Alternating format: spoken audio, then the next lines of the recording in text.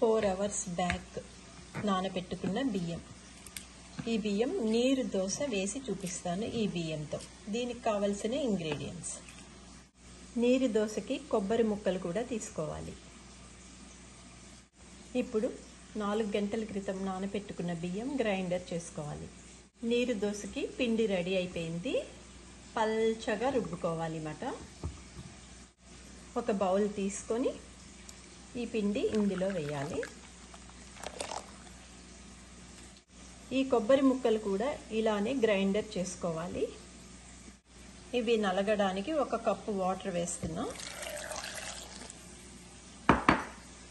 కొబ్బరి పాలు కూడా రెడీ అయిపోయాయి.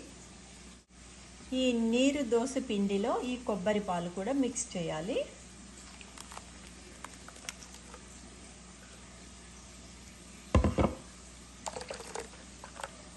శుభ్రంగా కలుపుకొని నీరు దోశ వేయడం ఎలాగో ఇప్పుడు మీకు చూపిస్తాను చూడండి.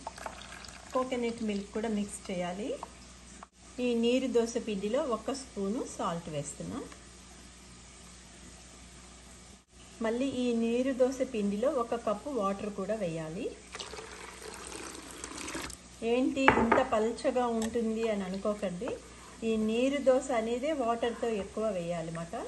ఇట్లా పల్చగా చేసుకోవాలి. ఇప్పుడు మీకు దోశ వేసి చూపిస్తాను చూడండి. ఇప్పుడు నీరు దోశ వేసి చూపిస్తాను మీకు చూడండి. ఒక ప్యాన్ తీసుకున్నా. ప్యాన్ వేడెక్కింది. కొంచెం నెయ్యి జస్ట్ ఇట్లా అప్లై చేస్తున్నా, ఎక్కువ అవసరం లేదు. ప్యాన్ వేడెక్కింది. ఇప్పుడు నేను దోశ వేసి చూపిస్తున్నాను చూడండి.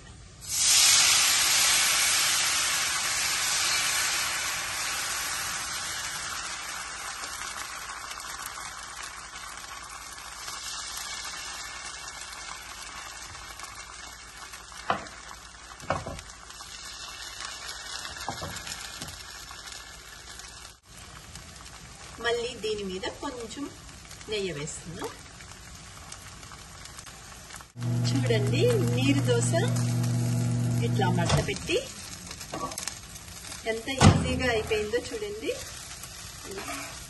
నీరు దోశ రెడీ. ఎక్కువ దోశలు వేసి మీకు చూపిస్తాను చూడండి.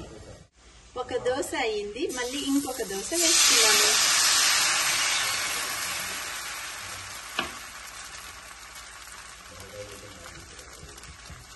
ఇప్పుడు దీని మీద కొంచెం నెయ్యి వేస్తున్నా. నీరు దోశ ఇంకొకటి కూడా రెడీ.